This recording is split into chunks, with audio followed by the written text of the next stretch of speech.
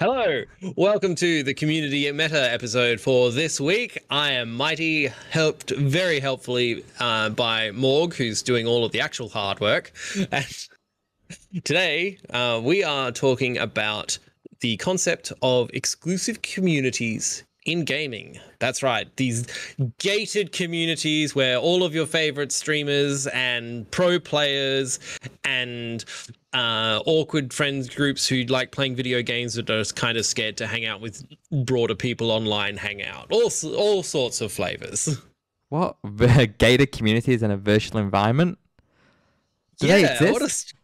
Oh, well, it's like a gilded sort of throne room, you could say. Some sort of there must be a name for these sort of functional gatherings of players with like minds. I just wish it was something snappy, Yeah. Tribes. Some sort of like tribes, clan. How about guilds? Guilds, mate. Yeah.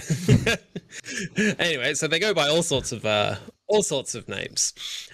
So basically the short definition that we've got for these ones are they are communities that you need to go out of your way to join, or you are directly invited to join as a result of some sort of chance encounter. So Morg, have you got any experience with these sort of things? Have you ever been directly invited to join a community, or have you had to seek out a specific community to fulfill your assorted gaming needs? Well, I think one that a lot of people will have engaged with in some way, shape, or form is with Minecraft communities. So a lot of Minecraft servers are whitelisted just to either keep it sort of contained of who's actually joining and being able to make sure people aren't coming onto grief, or there's some layer of protection anyway, where essentially you have an application form that you have to fill out. Sometimes they'll ask your name, your age, sort of where you're from, why you want to join, and then you spend a good 5-10 minutes typing away, telling them your life story about why you want to join that particular Minecraft server, and then waiting for an admin to finally pop on to approve your whitelist application, or they'll tell you that there was not enough effort and you need to go back or reread the rules because they've left a secret phrase you have to include in your application. We actually did that with my one for a while. We left a typo in the application process so that you could so if people actually caught on to it, you're like, here's someone who's actually trying. They read the rules. Oh my, the bar, it's been surpassed. That's right. Yeah, exactly. Well, see, it's kind of the eternal irony with a lot of those sort of rules things, which I think is a little bit more specific to something like chat rooms or Twitch, for example. Like if you run into people who aren't going to obey the rules, they're probably not going to read the rules. So you end up with that weird one where you'll have communities that'll have like very specific, very well communicated rules, and they have very good practices for enforcing those rules and things like that. But like the people who are going to break it just goes straight over their head. Which is just the eternal thing, like it's always, there was a community manager who said like they start their day by banning hundreds of people from the forums and then of course they have to cope with the backlash from people getting banned for, saying all the racist words. And they said that eventually they had to say, it's basically just like taking out the trash, like it's just a thing that you have to do and it's a chore, and that's kind of, it's kind of it. It's part of the job. Exactly. So now I think one of the advantages to these sort of closed-ish communities is that you can generally be a bit more specific about what you're looking for in the people that you're playing with. So I ended up founding a gaming community quite a long time ago, and lots of those guys have sort of become my my sort of online gaming friends. And it was good in a way that I didn't quite expect, in that now I didn't feel like I was pressuring my real life friends who I'd mostly spent a lot of time playing games with. I didn't feel like I had to pressure them to play games to keep up with me, if that makes sense, because I'm a bit of a turbo nerd.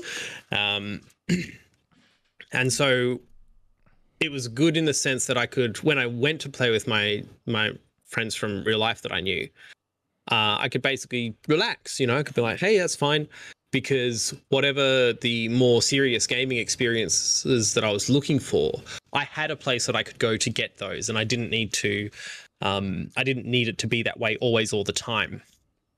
Which I think is something that kind of happens a lot with games these days. Is it's hard to sort of differentiate sometimes. So you'll end up with people like you get people on the solo queue, for example, who are trying to play like hella sweaty but not in ranked, or you get people who are playing in ranked but they're not really trying.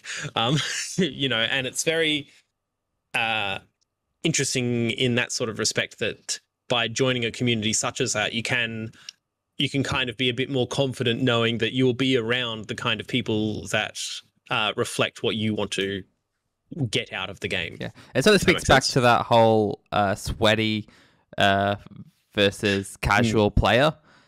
Yeah. And sort of having these communities where, they're focused on more competitive players, you sort of have that separation where they can go to that community and not have to worry about dealing with your average casual gamer. They can focus on the part of the game they want to compete in, which is being competitive, that side of the game. If we dial back to the application process, you were saying off stream that you used to do an interview process. Do you want to just explain what that sort of entailed and what you're looking for? So just before they did the interview, did they do an application? So our process was because we were a gaming community for an MMO, which is Planetside. Most of the people that applied to us already they either knew us because we had a reputation in the game, or they came across us in game, sort of thing. So that's back when there was an Australian server. It has changed a bit now that there's the servers in Japan, so there's like quite a significant language barrier. But we've always kind of gone for quality over quantity kind of thing. Like you need just enough people to hit like your critical mass, so that there is enough of you to justify everybody turning up.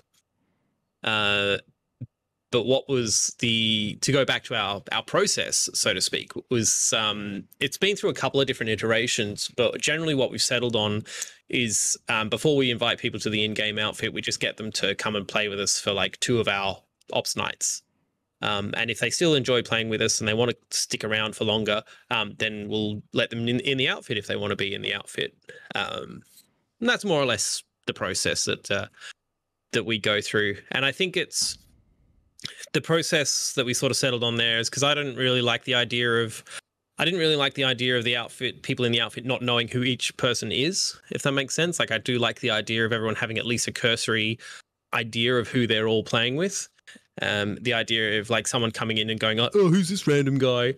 That works both ways for like new people and old players, because like someone who just joined yesterday might not know that someone's been in there for like 8-10 months and then start a big fight. So I wasn't really about that. I was basically more interested in making sure that there's at least some familiarity for everybody, and that was the idea of having it. And we actually have like an in-game ritual sort of thing where we get everybody stand around and invite someone to the outfit, and it's a small party basically. What's the cult? But it's I'm not going to look. I mean, cult is such a strong word, right? Like, look, just because it's led by one person with a lot of charisma doesn't make it a cult, all right? That implies some religious significance. So the idea there is basically that it's, everyone can sort of turn up, and the idea is that because everyone kind of goes through that process, there is at least some common ground for everybody to start from, if that makes sense. So over time, I think it has kind of relaxed a little bit more. We haven't really been as active for recruiting, and what's sort of happened instead is it's kind of just been like friends of friends coming in, which I don't mind either. Like, it's still, people are kind of vouching for each other, and in its way it is self-selecting, because you only really get people who want to be in, who already like the people who are in. So that's sort of how we've handled it in the past. So you're making sure there's a cultural fit there. Yeah, pretty much. Like, we don't really discriminate regarding like people's skill level and things like that, because I kind of believe that if someone wants to get good, you can do that if you want to put the time in. But people's attitudes are like, I'm not really in the business of self-help or anything like that, or life coaching. I just want to play video games. And so if people have got a good attitude, that's a lot easier to deal with than if people are like, you know, if someone's not so great at a game, they can practice and they can get better if they want to. And if they don't, it doesn't matter either, because we play an MMO. Like, it's really hard to have that sort of a situation where your individual skill versus your teamwork is a real game changer, if that makes sense. Yes. So that's sort of the process that we went through with a lot of that. And I've joined a few sort of like local nerd groups and things like that have similar-ish sort of recruitments. They're not as they don't have as much FaceTime, but it's more like, hey, are you a real person? Like versus a bot. But that's more if you're interacting over something like Facebook. Yeah, well, it's quite easy to sort of fake an online profile. Yeah. You're like, yes, I am John Gamer. Please let me join so I can tell everybody about this dodgy link that I like to give around, you know, for free Discord Nitro. Am I right? Wink. Wink, wink. Yeah. So I guess you were when you have a specific ops night, it's quite convenient to get them in for just a couple of nights. Communities that sort of don't have that pleasure, e.g. RP communities where it's sort of just always going on. I know that they have like a full-fledged job interview type process. Really? Where they'll be like, all right, you hop in the Discord at this time, and we'll have a chat and see if you're going to be a good cultural fit. So it's more seeing if they're going to, you know, gel with the community. I feel like it's half to see if they're a real person, and then the other half to see if they're actually going to be able to like play along with the sort of RP setting that they want, you know. In an example like Daisy RP, right, where they don't want people just to be shooting on sight and acting out characters. Yeah. It's very hard to sort of police that once they're in the community, right? Yeah. So being able to they have to go through that interview process just to sort of see if they're gonna play along nicely. Yeah. Did you keep track of the offline TV's Rust servers? No, I did not. Which was it was a bit of a saga, actually. Please tell me more. Oh well. So I think after a lot of them played Among Us for a while, and they really liked that. They all very much enjoyed that sort of collaborative way to create content, where like each other was each other's content, but they also get to hang out with their friends. Because quite often with like the streaming sort of lifestyle, it can be kind of lonely, if that makes sense. So it was a nice opportunity for them to sort of actually bounce off of other people.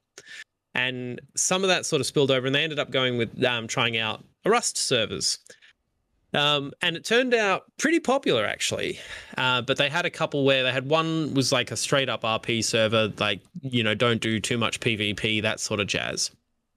And then they did have a PvP server that added on as well. But at the time when they added the PvP server, they also reduced the size of the whitelist for the RP server. So then a lot of those original RP players ended up on the PvP server.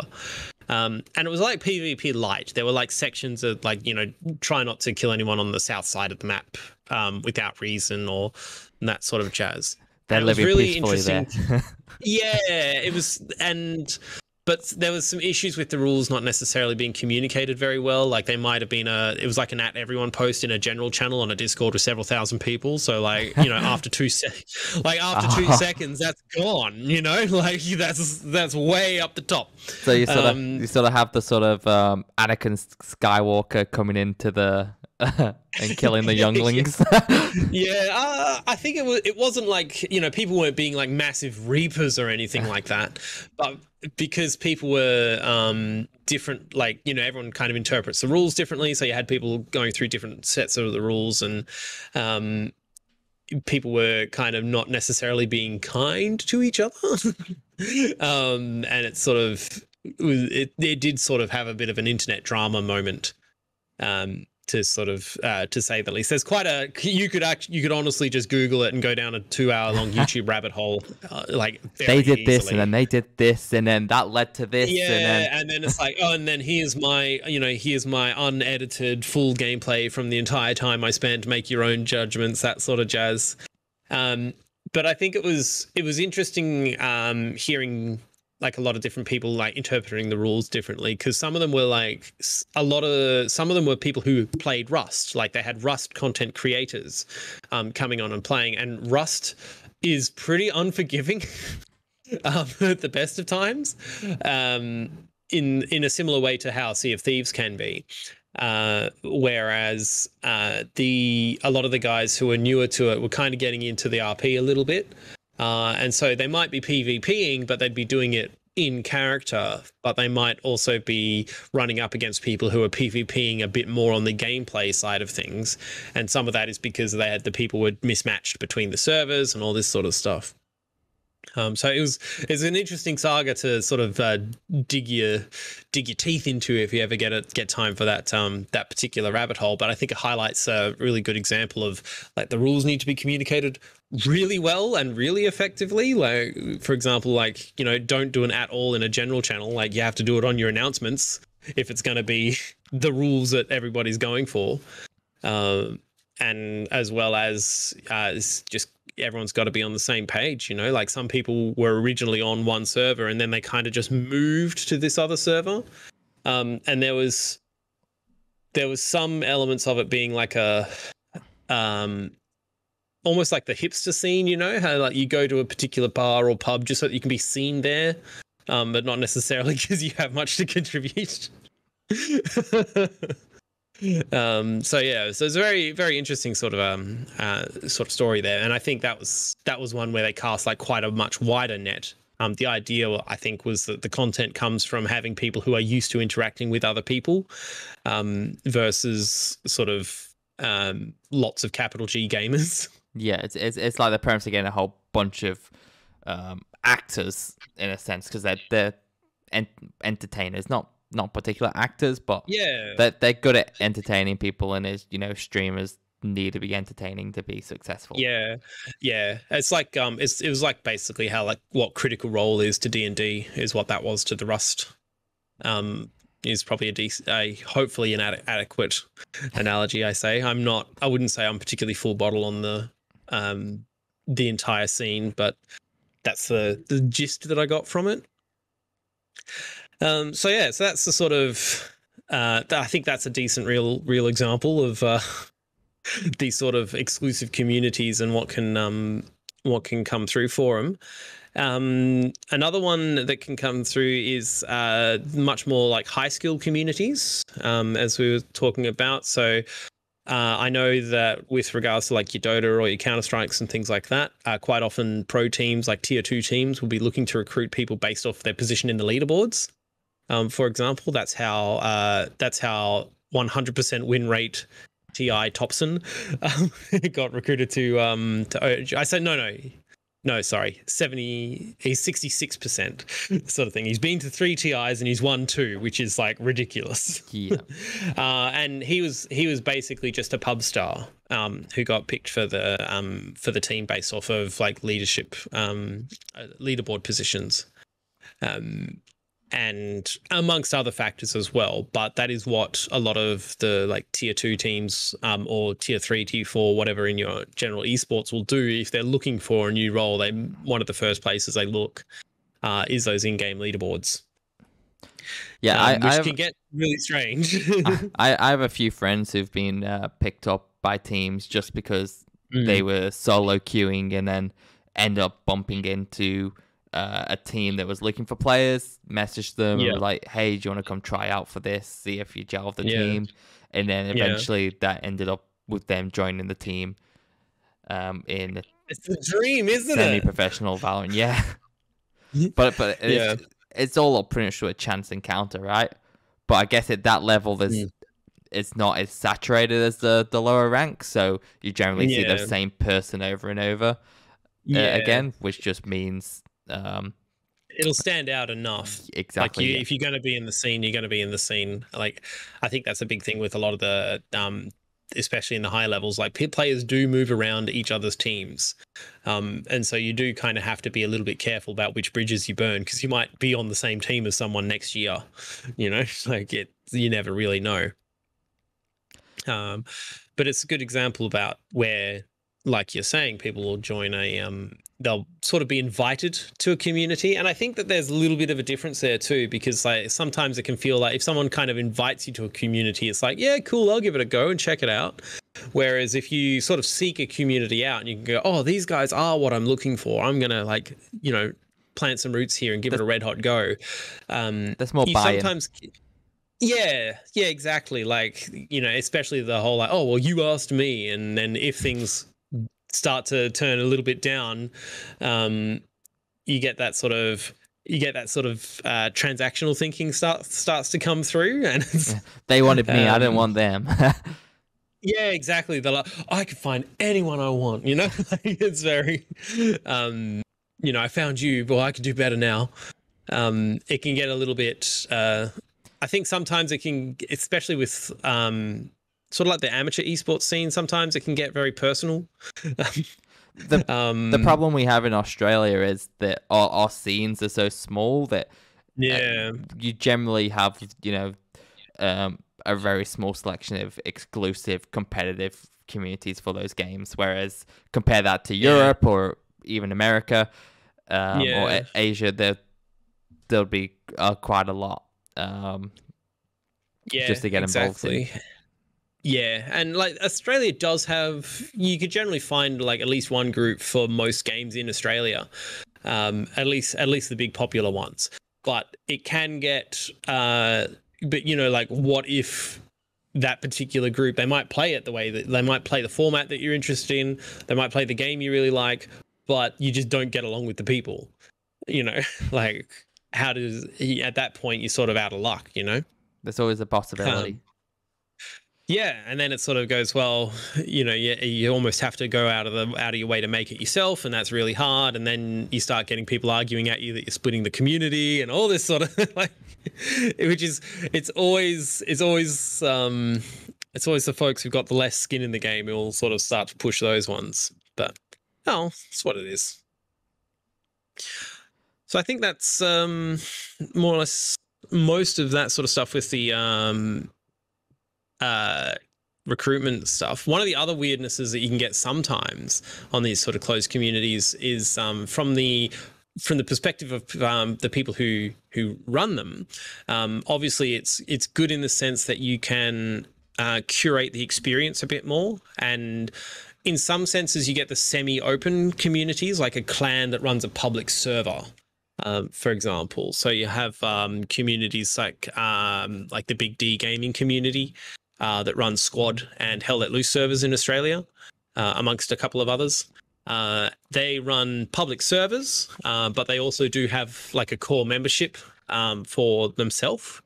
And I think managing that is always an interesting kind of halfway point as well, because it's that sort of, you've got your group, but you also need to be able to let other people see your group and be part of it. And part of that's because of the large scaleness of those games, right? Exactly. Yeah, exactly. And Planetside similar as well. Like a lot of us, you kind of, those sort of games, it's worth learning the in-game voice chat systems as well, because like everybody's got it, you know, like rather than you don't have to try and tell 50 people to get on Discord. And then if it's that many people, then you're obviously not going to have everybody in the same channel if you're actually trying. So then it's like, get on Discord, now find this one for your squad. Now I have to, you know, oh no, this guy's in the wrong voice channel on Discord, but then he's getting the squad chat in game. And it's just like, just learn the in-game voice chat. Just like, come on, guys, almost not that hard. Almost everybody uses Vvox. I know it's a mess, but then you get the just give it the big rule book. It's like bang. Just need to learn all this. 10,000 pages. Yeah. Look, it's only 7 keybinds, guys, just so that you can talk to other people. Like, what's the difficulty here? Yeah, because I think that's the whole thing with community, right? You need to be able to communicate and meet people where they are.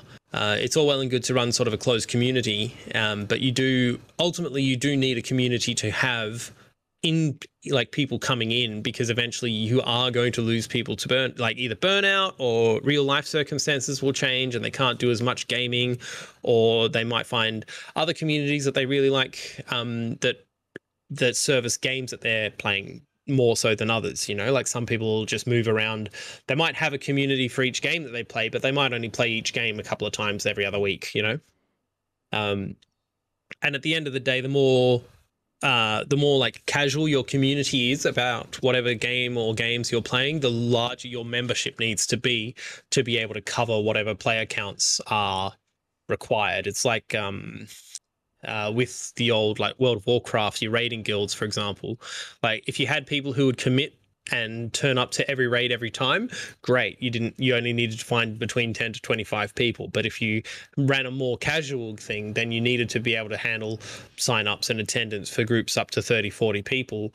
And then you have the problem where you might have some people turn up all the time, or some people might only have a certain amount of time, but then they miss out because it just happens to line up wrong, and blah, blah, blah, you know, like it never ends. But that's just communities, right?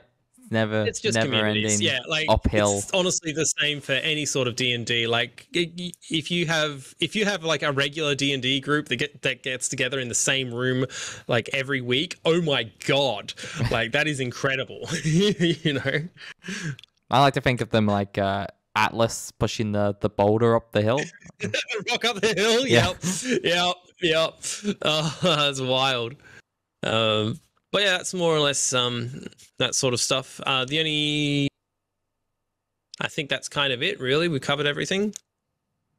Yeah, more or less. I guess why would you want to join one of these exclusive communities? It's essentially, a lot of the time it's more qualitative than quantitative.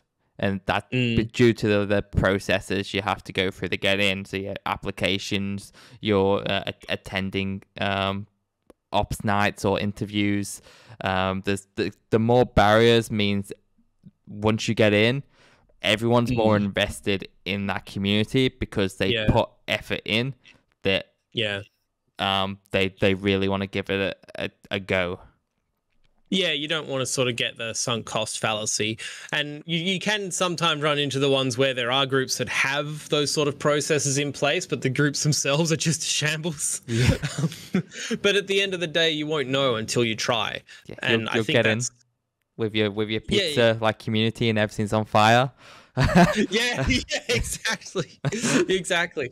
But you know, like it's kind of the process, but eventually you need to, in some games that's just what you've got to do to have the full experience of the game, unless you're able to sort of compartmentalize the experience to what you want. You know, it's like trying to play Foxhole without being a part of a clan. Like you will have a harder time being able to do specific things.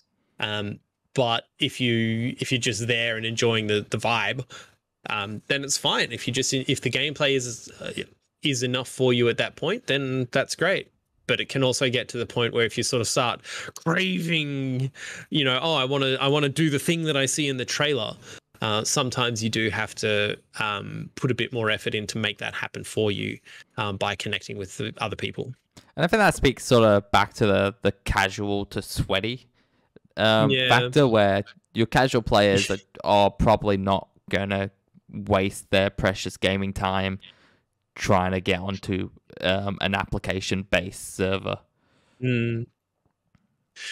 I think it's one of those ones where it's got like there's like an upfront investment, if that makes sense. So sometimes once you've done it, it's done, you know, like, and then that's kind of it. But it's like that whole, you know, it's like the whole programmer sort of thing, right? Do you spend 10 minutes automating a 2-minute job? Like, yes.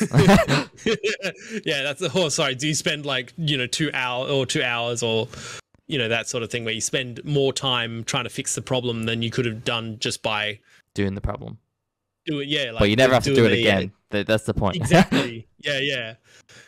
And I think that's kind of the weird thing with a lot of gaming stuff, where these days we kind of get sold the game, you kind of get all the trailers, and then that's sort of, then it's up to you to try to be able to make it like the devs are putting it out, which is kind of harder, if that makes sense. Like, you kind of do get it in some senses, but you also find that like the devs will sell you on, or the marketing team, I should say, will sell you on a particular vision of a game. And hopefully everything else is in place to make that vision available to you.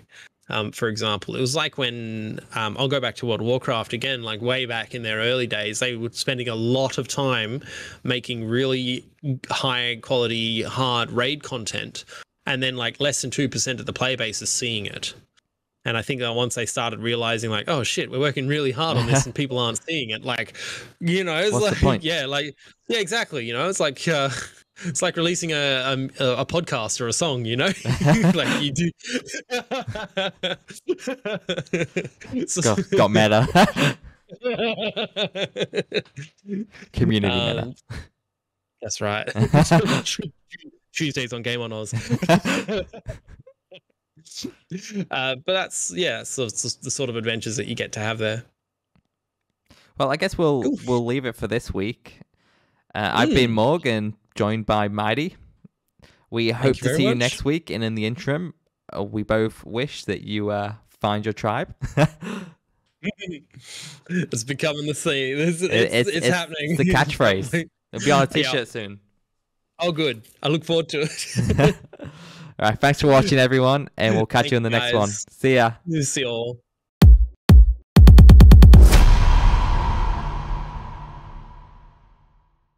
Hey, thanks for watching the show. Have you clicked the subscribe button yet?